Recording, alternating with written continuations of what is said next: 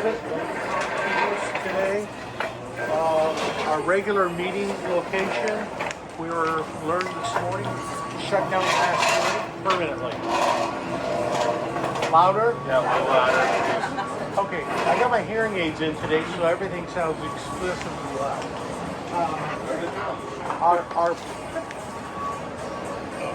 Our normal meeting location shut down last night with no notice permanently.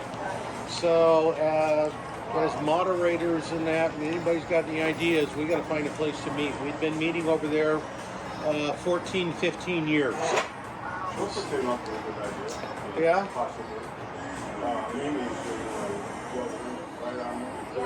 Mimi's, maybe they have a back room. Okay. Similar. I don't know. Well, We could check it out. guess what? Chip, you got elected. I can call and find out. We have a new individual here today. His first day here, time here is Hector. Nice to meet you guys, Hector. We have a returning victim. Presenter, Jessica. So it's kind of good. We were also supposed to have Ron Reyes from CAR here this morning. He was unable to reconfirm last night. Something probably came up. But Ron Reyes from CAR is a government affairs field representative. And the one thing he was going to bring to us is, understanding Proposition 33. And Prop 33, and I've been having lots of conversations with Ron, so I've got a better feel of Prop 33 than most of you. If you were at the RCOC meeting last Wednesday, he did a presentation on it. 33 is funded by one individual. His name's Weinstein, Mark Weinstein. He's already put in $100 million of his own money to get Prop 33 passed. So everybody you see in commercials and TV that is out there promoting 33, they put nothing into it. He's paid them all to show up in the commercials.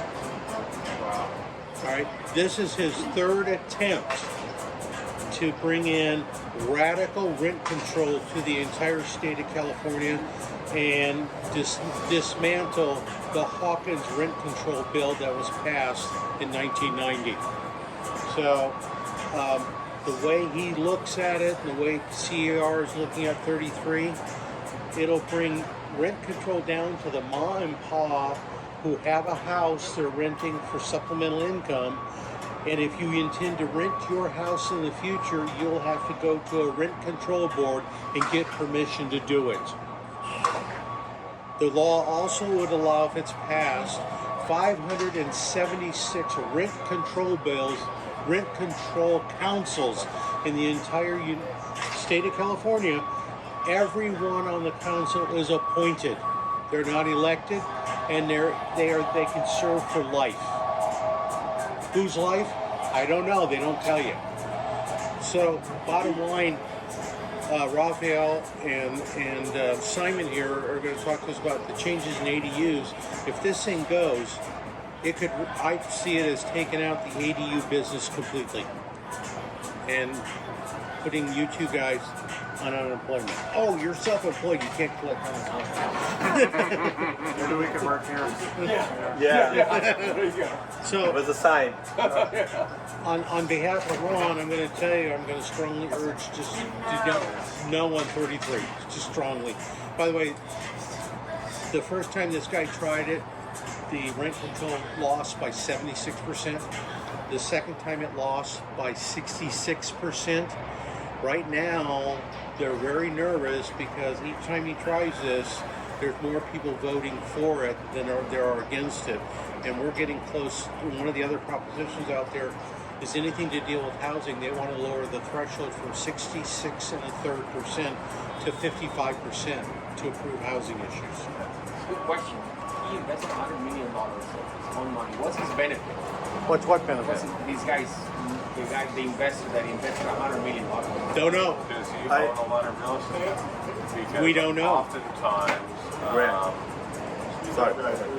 with rent control, large developers end up getting the properties from people who've owned the properties or land for quite some time, who basically get bankrupted, and then they can get a sweetheart deal and redevelopment. So a lot of it is just land redistribution. You won't be able to rent market value anymore. Well, there's exceptions, exclusions for new construction. His premise is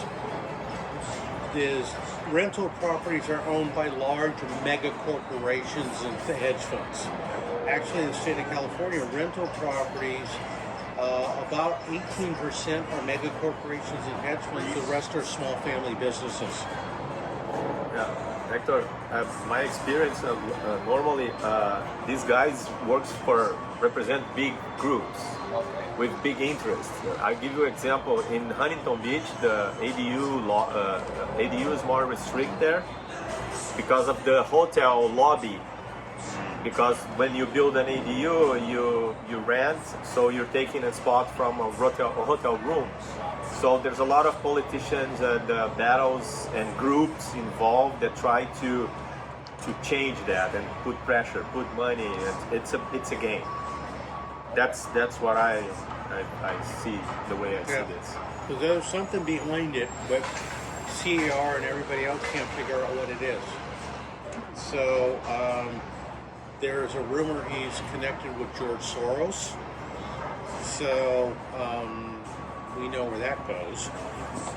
So it's not good. So what we had planned on doing on next meeting was to go over the propositions and kind of give you an idea, because there's a couple groups that I follow that are nonpartisan groups that give you pretty good descriptions on what all the propositions that are coming up and how to understand it. And I already made my decision of where I'm going, but I won't tell you anybody how to vote. But if you don't understand, the problem with our propositions that we have is 85% of the people voting rely on 140 characters or less to make their decision, and they don't know the background. To give you an example, there's two propositions that are bond issues. What's a bond? The state of California is borrowing money to do something. What's the payback? 30 to 40 years is the payback. Since 1974 up until now, there's been 182 bond issues on California ballots. How many have we paid off? 30. So the state borrows the money, doesn't pay it off. 2 years ago, the state of California had a surplus. People were saying, we'll give the money back to the taxpayer. Another side was saying, why don't we pay off some of these bonds, which lowers the tax basis for all of us? What did the governor do? He gave it out to all these oddball programs, our money. So that's fiduciary irresponsibility. The bottom line is the general bond that we pay back is probably the reason we have such high property taxes and sales taxes and all the other fees we're paying.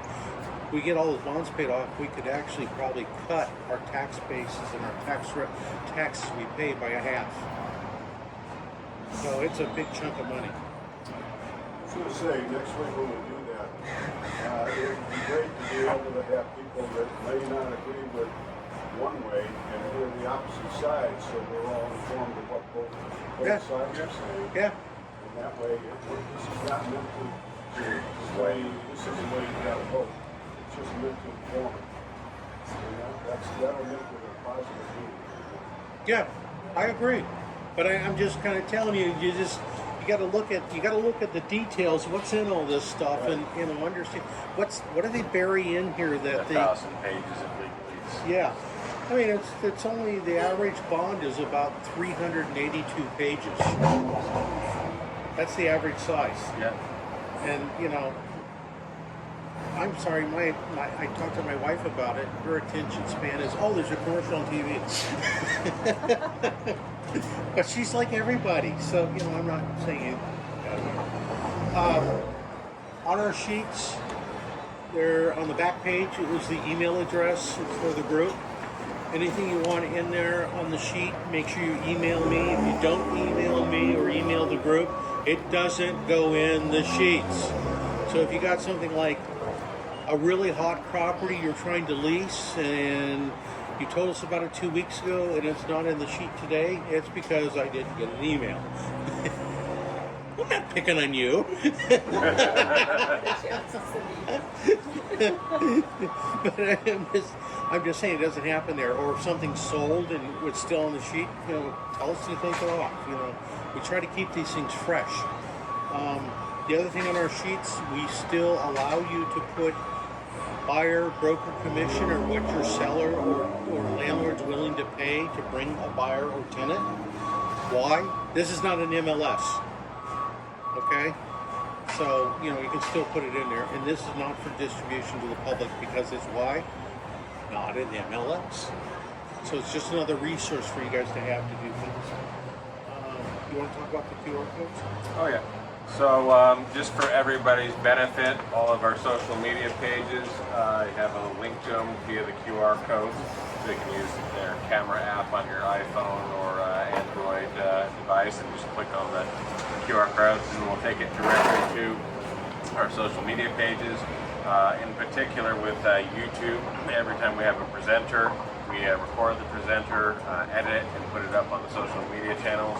So this is a benefit that we provide to our members and presenters to be able to go back and review the document or the presentations that are particularly technical.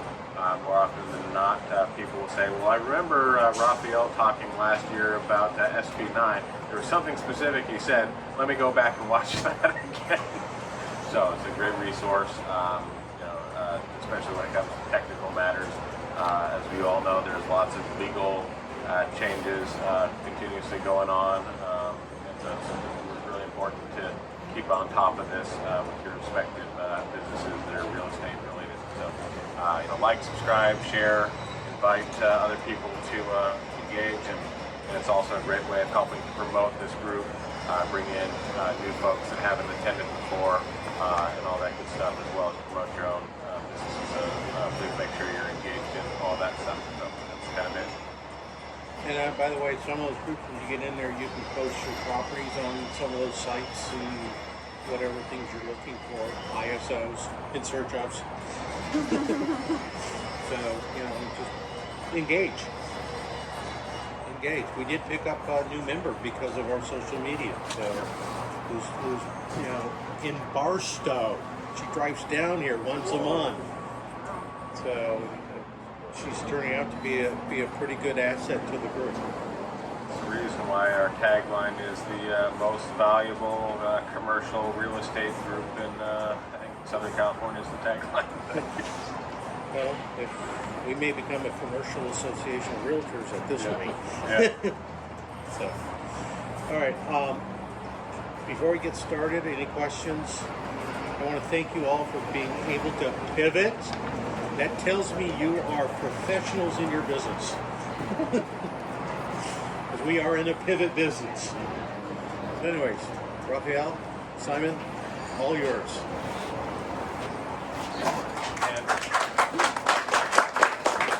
Good morning, guys. Good morning. My name is Rafael Pozas. I'm the second generation builder from Brazil originally. A few years ago, I came here with my family and kids, and I studied the real estate market, and I saw this shortage of housing problem we have here, and ADU laws was just about to start. And then I create Plus Home because basically the state gave the homeowners the task to supply the housing inventory. But the homeowners have their own lives, the routines, they don't know how to do it. So as a general contractor, I create a company to do that. Sometimes people ask me if I do remodelings. No, I don't. I just do ADUs because I love the process of creating a home. But sometimes I have to do remodelings because it's part of the scope of work of the ADU. Because I'm doing an ADU, I need to update the house and this, so I end up doing that. So I've been doing this for a few years, and I love what I do. ADU is becoming more and more popular. When I started 7 years ago, I have to explain what is an ADU. In one of these seminars in San Diego, I got a question from someone asking if the ADUs was a windproof house. So that's the sort of questions I got in the beginning. But today, if I tell what I do, everybody knows exactly what it is. So it's growing, and every year in a rate of 7 to 8% in California, and it's been a good experience. Simon, why don't you introduce yourself before we started? Sure. Morning, Simon Hibbert, Design Ethos. I think, gosh, when was I here? Maybe 6 months ago? A little over, but Yeah, so last time I was here talking about some work experience with remodels and ADUs, custom homes, things like that. But Rafael and I thought we could get together and keep it pretty informal. Lots of questions, Q&A, and kind of discussion back and forth as opposed to just the two of us droning on up here. Rafael and I met, probably 5-6 years ago now, in a group just like this down in Lake Forest, and immediately clicked. And we've probably done, I don't know, half a dozen or more ADU projects together where I designed them and then he's built them. Or maybe he's had another architect on board that for one reason or another kind of disappeared, and then we picked up the pieces and kept it going. And Rafael is definitely the number one person that I send my ADU projects to. Definitely trust him and his expertise, and then vice versa. So a lot of the ADUs that I get the chance to work on come through his business. So yeah, let's, like I say, questions and answers. But I think Rafael, why don't you talk about ADUs and your experience? And I would just say real quick, because it kind of ties into what Kurt was saying, is that probably about 10 years ago, most of the ADUs that we were doing, and when I say most, I mean like 95%, were for homeowners that were going to build them for family members, aging parents, or young adults before they could buy their own home. And really a very small percentage would be for rental. And that balance is changing. It hasn't changed drastically. Definitely still the vast majority of ADUs we design are for family. But I'm definitely getting more calls in recent years that are strictly for investment purposes, and projects where people are buying single family homes with the intent of renting out the home, building an ADU, converting a garage to a junior ADU, and suddenly getting 3 incomes out of one property. So it's definitely shifting in the investor world from what it was. Yeah, it's interesting because everyone who wants to buy something, the reason is always emotional, not rational. They got a reason to justify the decision to buy it something. And my job, when I got a call from a client who wants to do an ADU, my job is figure out what's the story behind the decision to build an ADU. Why people are doing it? Just like Simon said, there's several reasons. So my job is, when I first got a call and a meeting on site, I have to figure out, okay, I have to understand what's going on here. It's a family problem. It's a divorce that the son is coming back home. Is a caregiver that needs to stay around but not in the house. There's several reasons, and again, I have to understand exactly the reasons to start working on the design. That it's a big journey, because everybody knows that construction is not the best thing to have in the house. The stress, all the problems, a lot of strangers. So we have to make sure we do it right. And this is stress. We're going to talk about this. It starts with the permit process, for example. So we have to make sure we make this journey as smooth as possible. To the last day when we give the key, people are happy.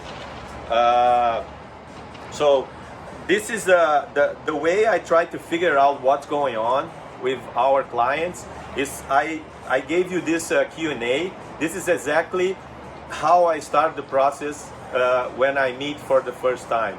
There's 10 questions with multiple answers, and we start talking about these answers. And based on that, I kind of create a report to start working on the design.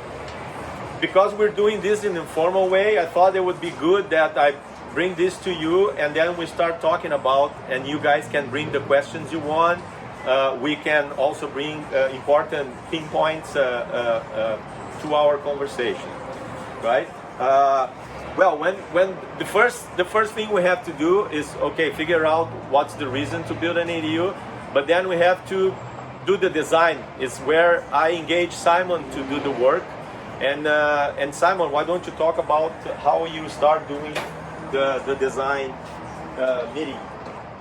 Most of the time, if I get a call about an ADU, the homeowner has a pretty good idea of approximately how big they want it to be. Which is actually, I find that interesting because how do you know? Usually it's because they have the person in mind already that they want to live there, whether it's family member or a rental. Usually they have some general budget figure in mind, but most people that call up are misinformed about how much it costs to build an ADU, and usually that's on the light side, meaning they think it's going to cost a lot less than what it does. And I think what happens is that we get into our minds that this is a small house, and so then therefore it should cost a lot less. And what I think a lot of our clients forget is that they're still having to build a foundation, framing, roof, utilities, all the normal stuff that goes into a much larger house. And so part of the initial process is to kind of get a good understanding, okay, how much is this going to cost and why?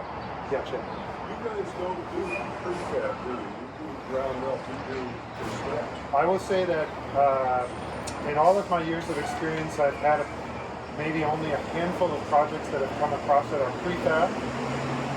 And to date, each one of those projects has eventually turned into stick built.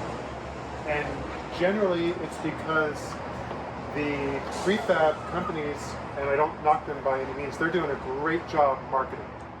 But they are selling a savings on only one small portion of the whole process. And generally that process, or that portion is the construction.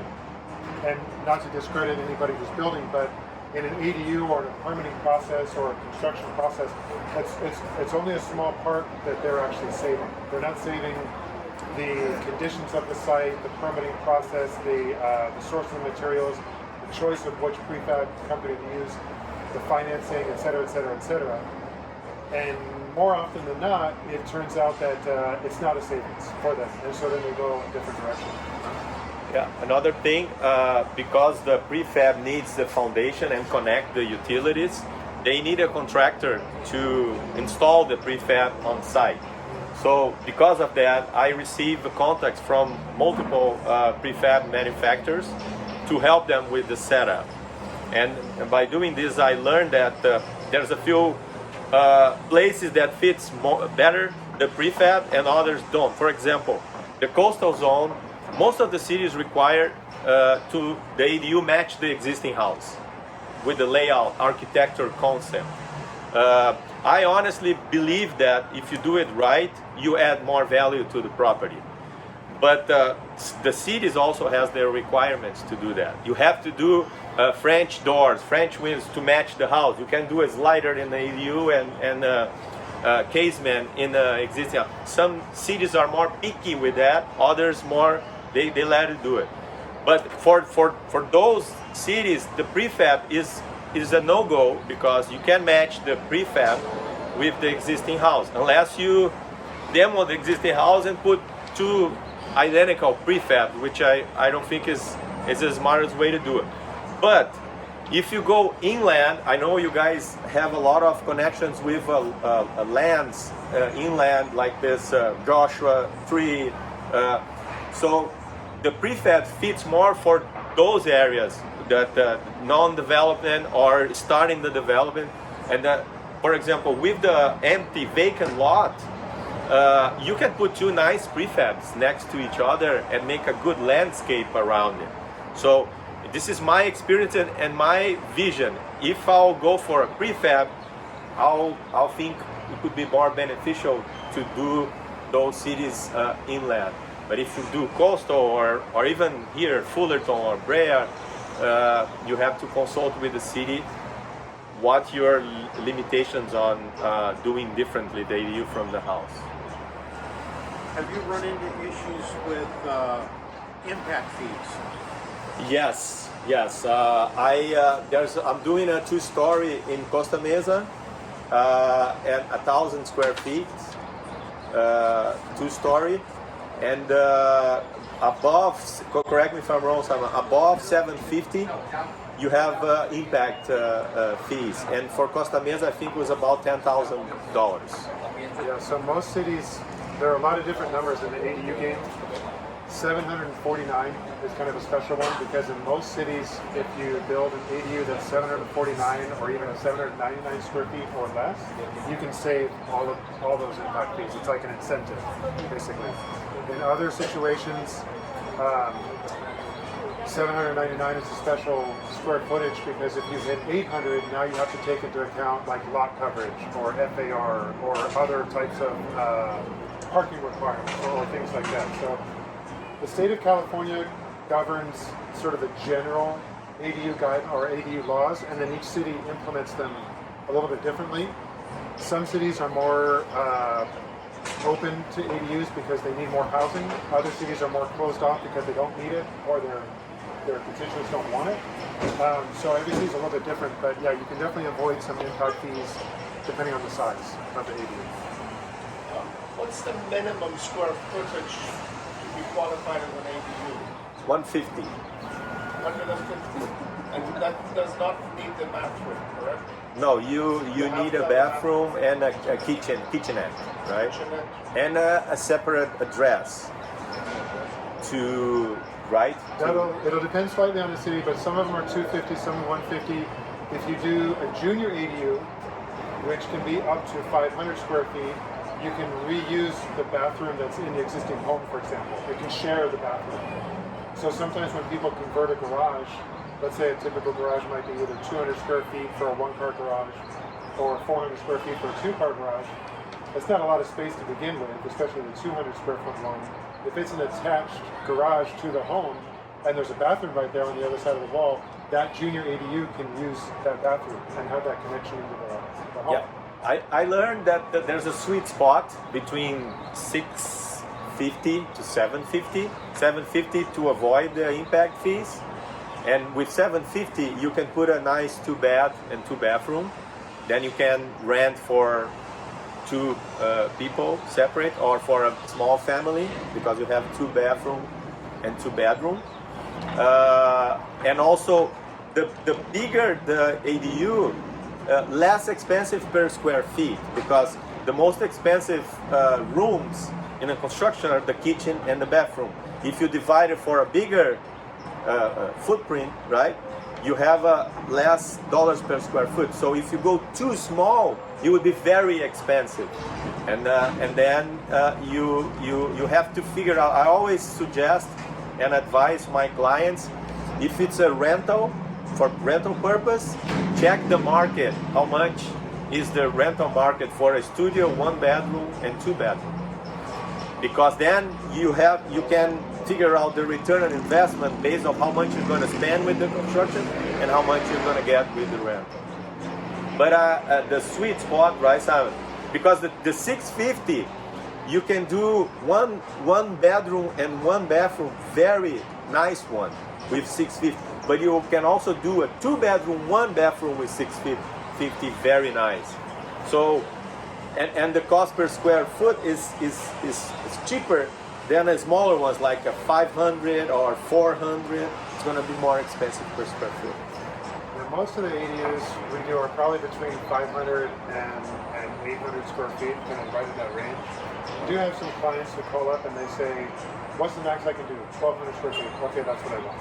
And they are going to pay the impact fees, but they're going to build so much more square footage and get a 2-bedroom ADU, sometimes 2-bedroom plus, maybe plus like a sleeping space, even though it's not another bedroom.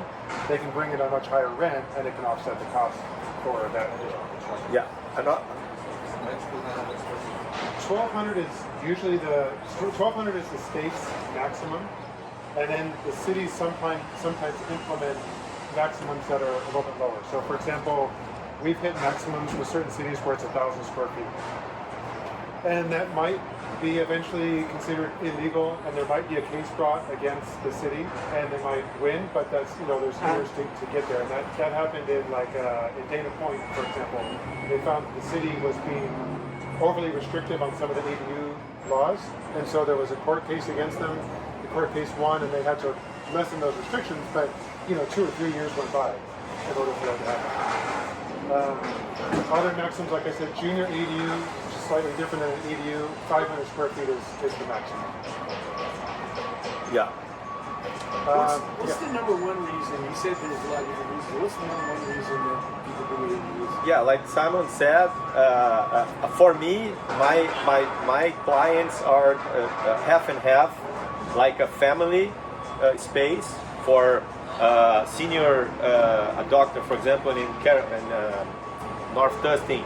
She built for the family, the children, to stop by on weekends and to have them close, but in the near future for a caregiver to live. But to live with her, but not inside the house, so have a separate space.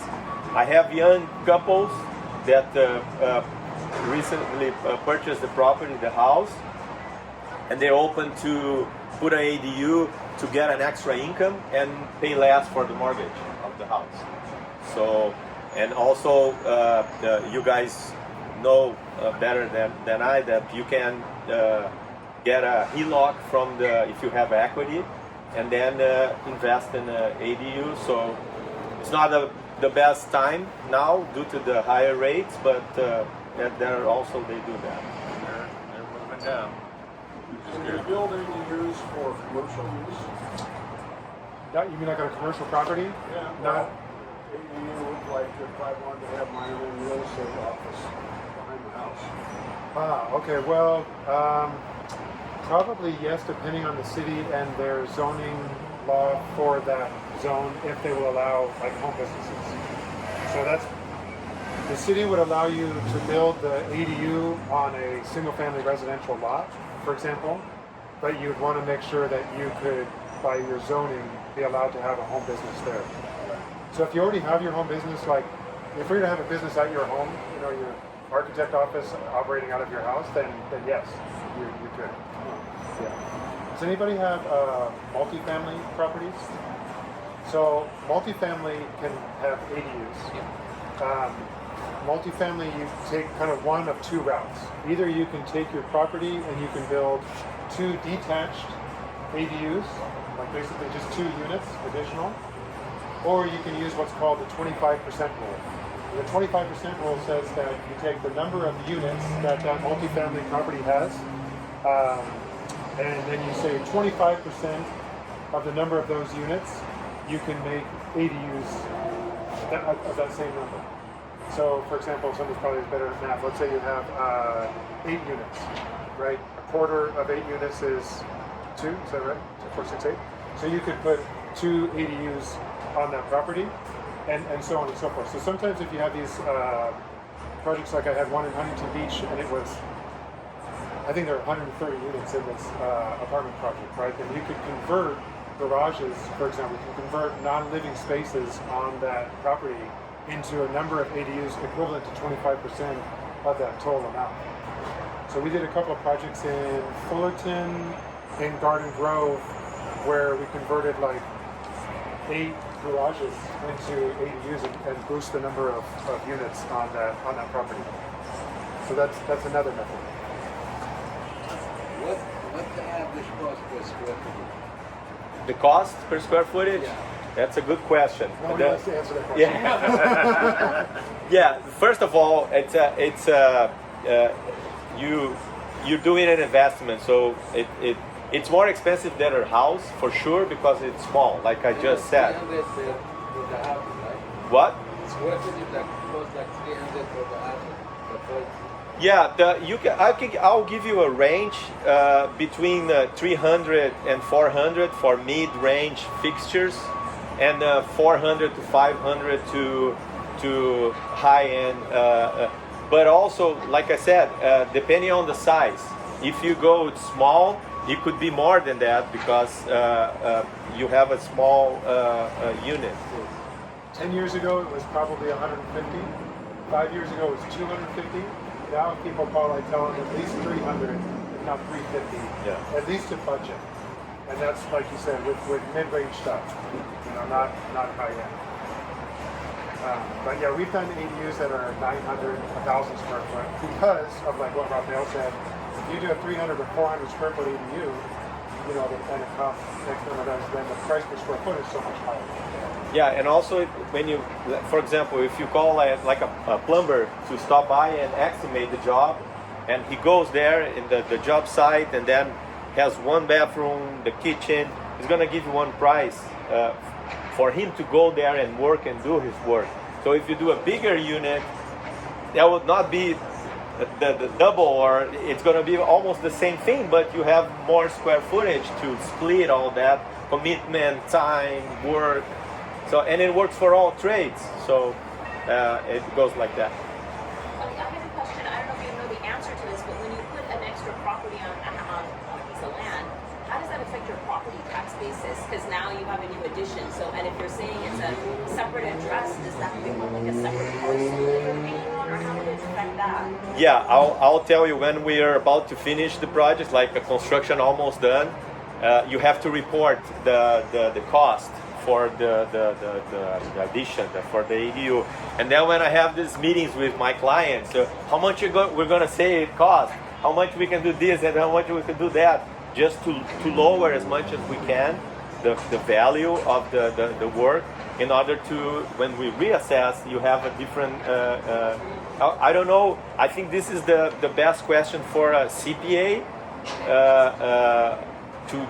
but I know that you have to do the reassessment, and when you do that, you're adding the square footage, the unit, and then you have to recalculate that.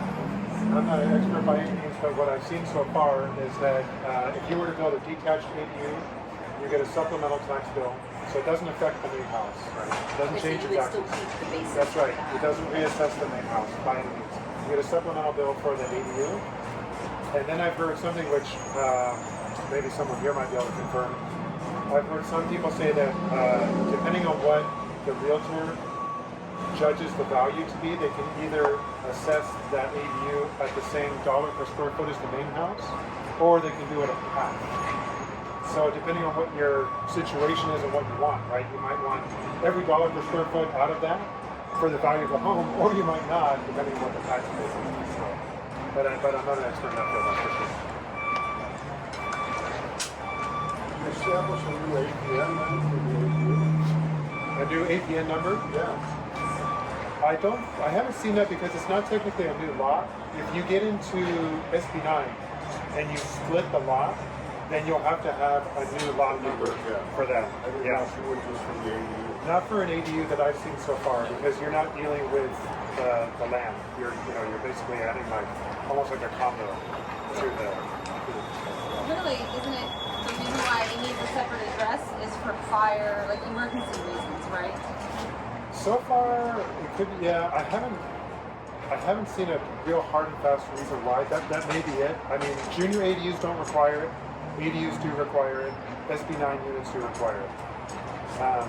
We do get a separate address for the ADUs, and then we do have to put, in a legible area from the street that they can find it for the fire department. Yeah, I think I suspect the reason to have, because the reason that when the ADU started, not because some clever politician just figured out an idea to solve the housing problem, is because there was 350,000 illegal ADUs in Los Angeles built, because people can't afford to live there anymore. So they decided to do by themselves to add. So the state, the government saw that, hey, this is a chance to make money, tax money, because they're doing this.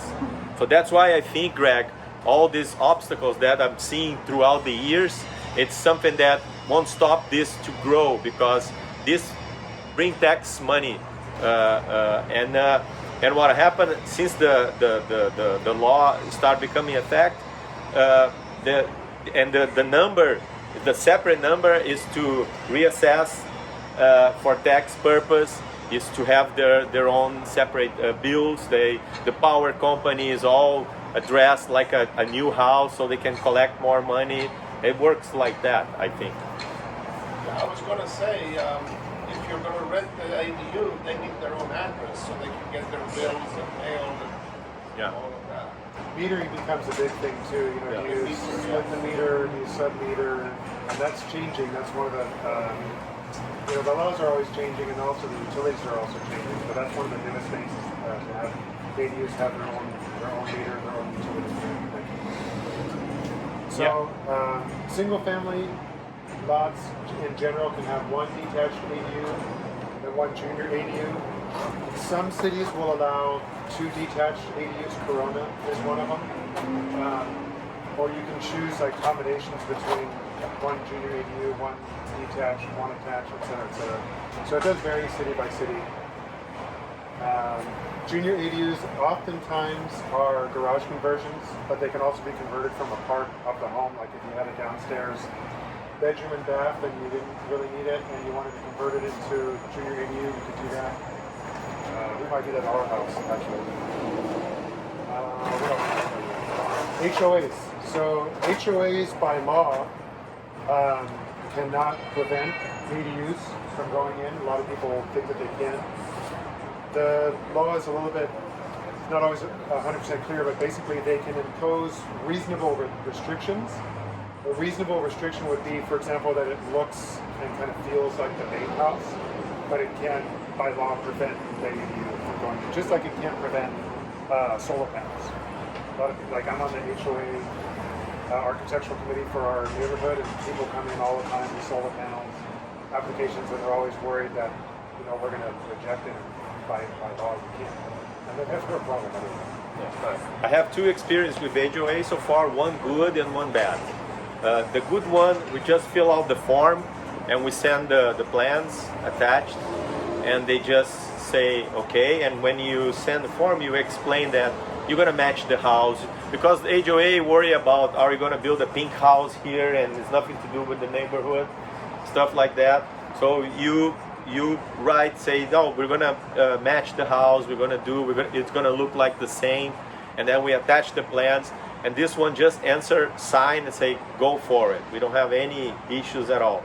The second one, in Dana Point, the city, we submit the package to the city, and the city answers, say, hey, you have to go to HOA first, and once you get the approval from them, then we continue the process. So when the homeowner approached the HOA asked like 3 letters from 3 neighbors to approve that. So so far we're doing this right now. So far we have 2 letters, and the 3rd letter asks for privacy, because the ADU is going to be next to his property, and his concern is about privacy during the construction and also after with the ADU. So it's not a kind of a negotiation process, because we're suggesting what is the best type of fence. We're going to do it, and then we have to get an agreement. So that stops us to move forward for a while, but we have to deal with that. So just give you a good example, and not bad, but a more challenging one. Some cities, the HOA is the homeowner's problem, in the sense that they don't want to be involved, they don't require any notification. Other cities, like Dana Point in this case, requires that the neighbors have at least acknowledged that this is going on. Does anyone work for HOA here? I think that they're mysterious guys, right? The letters come from nowhere.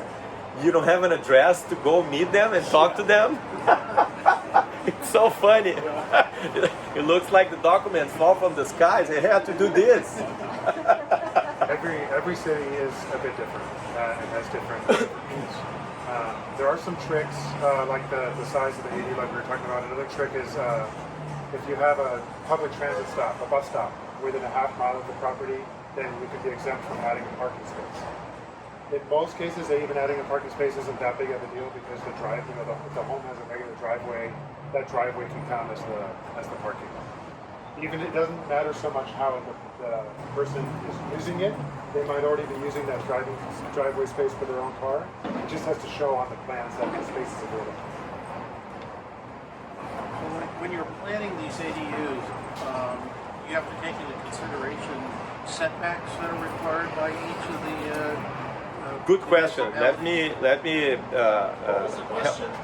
How does setbacks? The setbacks. Setbacks have to still be taken into account. I'll tell you how to calculate in every property you see what is the ADU that you can build it based on the setbacks. Basically, if you go up to 750 to avoid the development fee, you can be for rear and for side setback. Four, and with the house setback, you do technically 10, but if you put a 1 hour firewall in the new construction, you can be 8. Okay, so if you do 4, and 8, that's the space that you can put the ADU, and then you can figure out if you go bigger, smaller, right? You can calculate the size of the lot and subtract the setbacks, and then you have like a space that you can put it. It's super simple. I don't know if you want to add that. Correct. Yeah. ADUs do get a lot of incentives for setbacks. They get reduced setbacks compared to like the main house or to other items like a garage or something like that. There are some exceptions.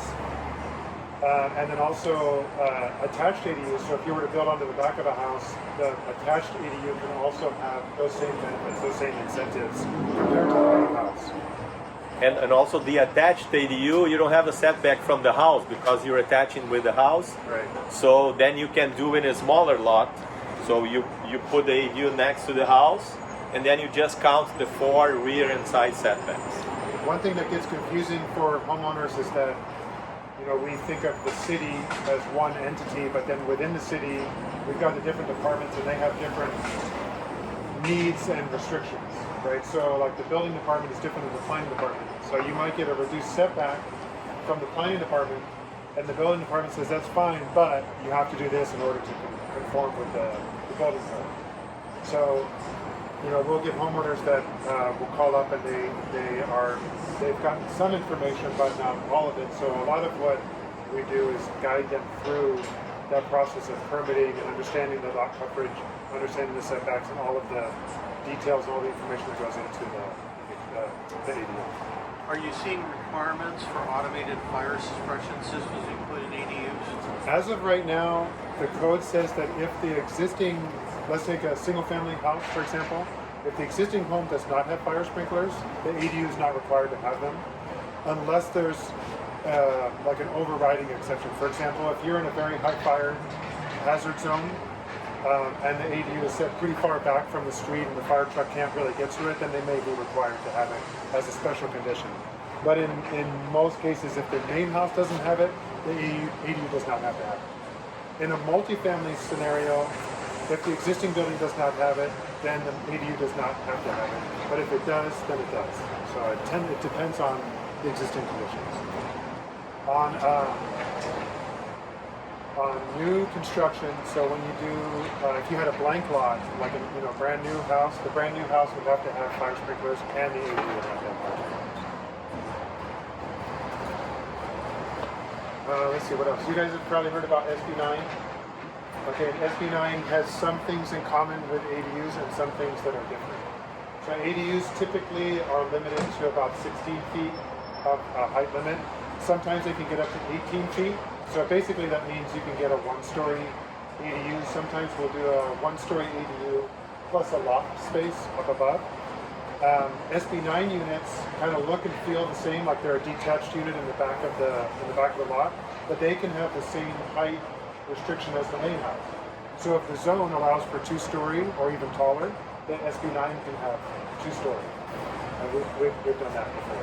Is the loft space included in the square footage of an ADU? It's a loft. Is the loft space? Square footage for that? Typically, no. Okay.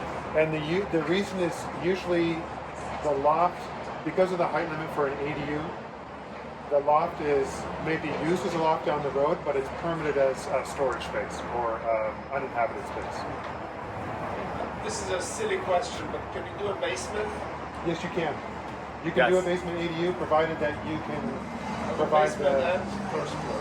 well, provided that you can egress out, you can get out. So if your basement doesn't already have, like one of those light wells with a ladder to be able to get out, you would have to add that. But yes, you can do a basement ADU. Oh, so the ADU that you said you're doing a 2-story in Fullerton, is that an SB9? No, It's above a garage. door. above garage. Yeah. Oh, okay. Yeah. So some cities will allow you to build an ADU up on the second floor as an attached ADU, or as up above the garage and keep the garage in place. And by the way, it's my favorite type of ADU to do it. I love the above garage units because you keep the garage for the existing house, and then you just put exterior stairs, and the tenants use only the top of, and you can keep the whole. And I think I like the setup because accommodate better two families. Just a personal. So are you required to reinforce the garage walls for the extra weight? And the footing. Yeah, the first above garage that I did with no experience, I didn't estimate the garage demo. Because when you reinforce, because of the footings, you basically demo the entire garage. You have to put like a 6, the 4 edges plus the middles. So you end up a demo, you can keep intact the garage. So the second one I did, we submit a minor site plan to demo the garage and redo it, the whole thing. It's a lot nicer. It costs a little bit more, but it's a lot nicer that try to preserve the original garage. Most of us don't want to give up our garage, right? I mean, there's stuff in there. It's hard. It's a hard idea. You still need a water heater for the ADU. We do. Yeah. So everything's separate. Yeah, Separate, you, yeah. By code, you have to have heating, but not air conditioning. But we all want air conditioning. So the most efficient way is to put in a mini split for the heating and air conditioning. It does have its own water heater. If it's a junior ADU, it can tap into the main home, but for an attached ADU, garage conversion, or detached has its own. That's another thing too, just real quick, is that only 2 years ago we could do natural gas tankless water heaters. We can't do those anymore. Now we have, unless the ADU is 500 square feet or less, we can do an electric tankless. But California is trying to get rid of natural gas appliances. So we have to do a heat pump, which is basically like another tank. So it seems like we're taking a step back, but it's actually a lot more efficient. Exactly what I was going to ask. Oh yeah. I just had to have that tough conversation with a client the other day because I have a project where I'm sending this to Rafael when we get there. But it's a client who is a really good guy, and he designed his own ADU, and then now needs us to help carry it through the permitting process. And he had counted on it being a gas tankless water heater because it's only 500 square feet, I think, or 600 square feet maybe. And I had to tell him, well, we can't do that anymore. We have to make room for a tank water heater, which can either be inside the ADU, like in a closet, or you can do the external unit, that sits in like those metal enclosures that don't look very nice. I just did one of these because my client wants to do the electric. And okay, I planned the whole thing, and when we're ready to install, I was my plumber was ready to buy the tankless water heater, and then there's no outdoor electric water heater, tankless water heater, only indoor. They don't manufacture that yet, and so the options put, like Simon said, or either inside, or you build like a small enclosure outside. So that's what we did. And this project was, those Eichler homes, mid-century homes? That was the first Eichler EDU in California. I had the privilege to do it in Orange.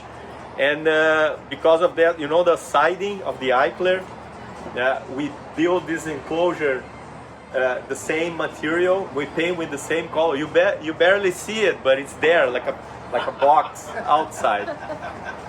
So things that you learn when you're doing. things. Yeah. Putting solar into any of these? Yeah. Solar, yes, for what's considered new construction. So if it's a detached ADU, not attached to a house, it's considered new construction, solar is required. There are exceptions, like everything else. If it's of a certain small size and the size of the PV or solar system isn't big enough, then you can get an exception from it. But in most cases, yeah. Yeah, one important thing, the industry is shifting right now because after they start paying just only 25% of what you save, the companies that the manufacturers start to sell, they lose the profit by doing only the panels, so they try to sell the batteries now because they're saying, oh, you only get paid 25% of what you save, so it might be a good idea to have batteries to save all the energy for you. But the problem is the batteries is double the price of the system. So when you go for a solar, the minimum required is just the panels. There's nothing to do with the batteries. You can do just the panels to meet the city requirements, but then the battery is going to be an option. I'm saying this because people think that you have to buy the whole thing with the batteries, but it's not true. You have the minimum required of the panels. I think that, I got to confirm, but I think that's changing on January 1st. I think the battery is going to be required. Two? Yeah. For new construction. Okay. That's the industry nowadays. What's that? By changing that January 1st, they expire the batteries. Yeah. That will lock down the industry. Oh, yeah. Again. Yes. Right. Yeah. Right. We had a guy come to our door the other day, and he was running a program. He sells solar and sells batteries, but he's running a program where you can get just a battery with no solar, and then as you charge the battery throughout the day off of the grid at the lower rate, and then in the evening when the rate is high, you use the battery. So it's almost like a hybrid program. Interesting. Yeah. And those are what? Nickel, cadmium batteries, or? I didn't ask. So Yeah, but there's a big problem with those things catching fire like crazy. So, Yeah, using giant sodium ion. yeah. Any more questions? We have the last item here in the Q&A. That is, what resources or assistance would make the process easier? I always like when we do those workshops to ask what were you guys taking from home from today? From what we talk, what each one of you is taking home, like an experience we have today. So I'll start with you. What are you taking home? What you heard today about ADUs? So a lot of regulations. A lot of regulations. Greg?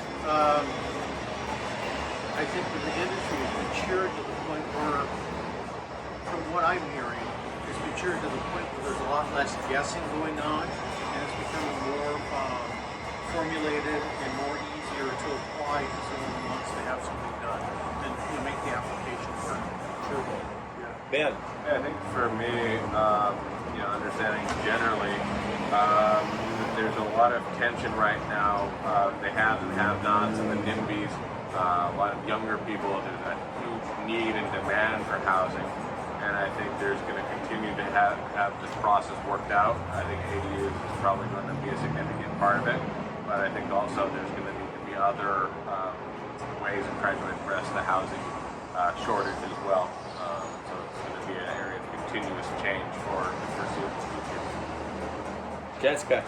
I didn't realize some places do the $7.49. I thought it was up to $7.99. So that's something I learned. sneaky. Hector? The difference between the SV9 and the ADU, and also the cost of the ADU per square footage. That was the information. Okay, all right.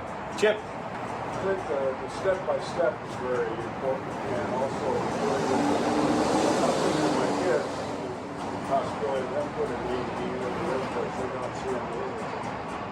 They have a step-by-step process, and also the knowledge of how we have to deal with the city. Good. Well, I just realized that this is a very complicated and too many regulations. So if I ever want to do this, I just have to call you. That's it. That was not the intention here, okay? It's not planned.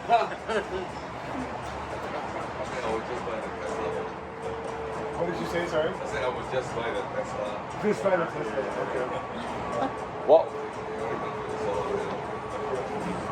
What are you taking home from today?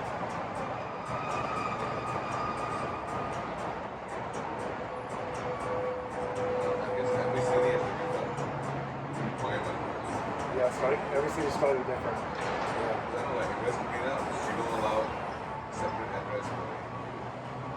They do not allow. What city? West Korea. Oh, Yeah, I don't think I've had one in West Virginia. yeah. Kathy.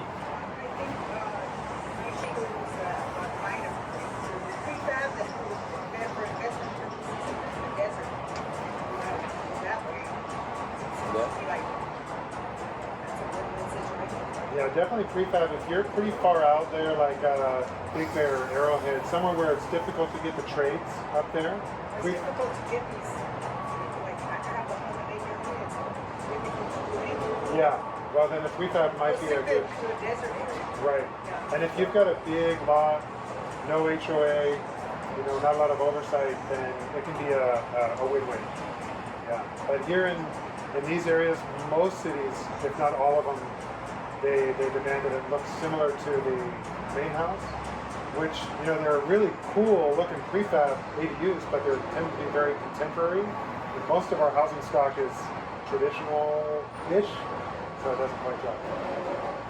So. I just didn't know there were so many kinds of ADUs, like the junior and the attached, and then there's the ones that are detached, and that, like you were saying in Corona, you could have multiple of these types of ones. Right. So it's kind of interesting. Yeah. And there are junior. Right, so many different Right? ones. Yeah. Like, Yeah, just, What do you mean by that, sorry? Yeah, like junior. Like you do one junior and then a junior, smaller unit. I did one in Downey, California. Oh, yeah? Yeah. And was it just a smaller size? Smaller size. Okay. Yeah. Maybe that's specific to Downey. Probably. Okay. Yeah. Cool. It was funny. I'm like, okay, I can do that now. Okay, I'll do it. Okay. yeah. One important thing. Sorry, Sam. That's right. One important thing is junior ADU. It applies to existing room, not new construction. You can't put a junior ADU in the new construction. You can build the space today, and in the near future, the new become existing, and then you do the junior. But junior ADU is only up to 500 existing room. Sometimes when you mention the garage, convert the garage into a junior ADU only if the garage is attached to the house, not detached. Okay? rules, different rules. Yeah, just small details. And Yeah. some people only convert a portion of their garage, especially if you have larger homes where they might have like a 3 or even a 4-car garage. They might only convert half of them. So then you don't necessarily have to give the whole thing. And I'll tell you, you're surprised with this guy. He can make miracles with 400, 300 square foot. I tell you that. Sir, what are you taking home today? It's the cost of it that is going to be moving to you guys. Maybe instead of California, they can issue some law or something in the future to do new business. Okay, interesting. Yeah. Just not the tent to meet you with the 10-foot pole. No, I would, if I was going to do a new, I'd definitely be looking for a place that is not so regulated, or at least they're easier on, getting things approved. Would be one, and then two, if I would have existing, plan ahead, and of course call you guys. Yeah, that's a very good point. If you want to look for, like an investor, look for friendly ADU cities, you go to the house department data, because every city needs to provide a certain number of housing to the state by law. And every city is behind that. That's why we have the shortage of housing. But some cities are further away behind the numbers. Those cities that need to provide more housing are the ones ADU friendly. So that's just the thing. You can access the data on a housing. What is a CDC? No, what's the stand for the housing? Housing and development, housing community development. Yeah. HCDA. HCDA, yeah. You go there, and if you, I'll have my card. If you can't find it, I can forward the data to you. So I would look for the cities that needs more housing, the ones that are more friendly to ADUs. We have clients who call us up and they're just sort of window shopping, and they're looking at properties, and so they send me an address, and just a 5-minute conversation we can figure out whether it's going to be on a good track or not. So I want to add something about your modular or mobile ADUs. There's a trend right now, a company called Vessel Homes out of Guizhou, China. They basically build a home, put it inside a shipping container, and bring it to you. You can pull it out of the container and set it down. Well, I found out last week that home will never be allowed to be put on land in California. That's the California regulations. Well, not that. The insulation in the home is not up to code to insulation required for homes in California. And if they do that, right now the insulation in those vessel homes is about 1 3/4 inches and it's spray-on foam. And California says you need 3 inches. And it would take up too much internal space in the property. I mean, they look cool. They look like something out of Star Trek. But you'll never see them here in California because of that. Yeah, and that's one of the things, the problem with modulars, is I'm finding out when I'm talking to people that want to do stuff like that.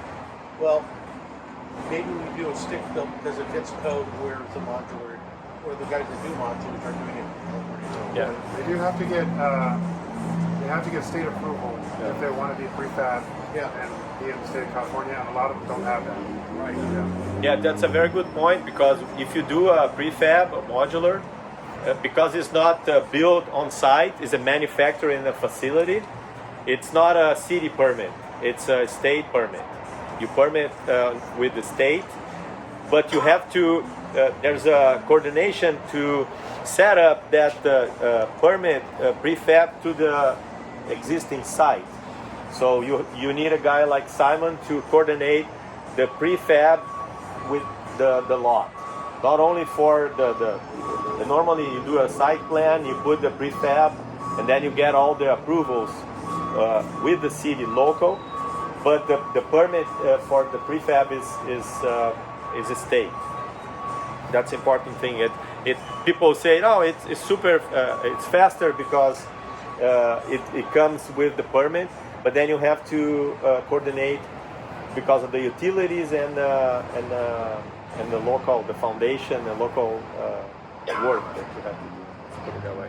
One last thing I'll leave us with is we're starting together basically another mini venture where we will have pre-approved ADUs that have been through these processes and through the city's processes, and they've been built maybe somewhere, might not be in the exact city that you're looking for, but they're approvable. A few different sizes at least to start, to sort of streamline that whole process, so that each time you want an ADU, or one of your clients or one of your friends wants an ADU, they don't have to start from zero if they don't want to. It might be a 600 square foot ADU and we pull it off the shelf and it needs 10% modification, but it's like 90% ready and it's already been through the process somewhere, so we know it's certainly approvable and buildable.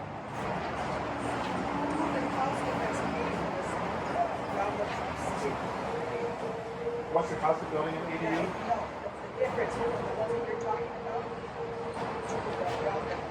In terms of construction, it would not be that much of a difference because it has all the same things that go going into it. In terms of the pre through permit process, it would be faster. It might not be cheaper, but it would be a lot faster. So you're still buying the plans, let's say, but instead of it being a typical, let's say, 2 to 3 month process to get to the city and then a 3-month process to get through the city, it might be just 1 month total. So that saves a lot of money. Yeah. Thank you. Thank you so much, guys. Appreciate it. Have my information on this. I have my card here, but also my number is there.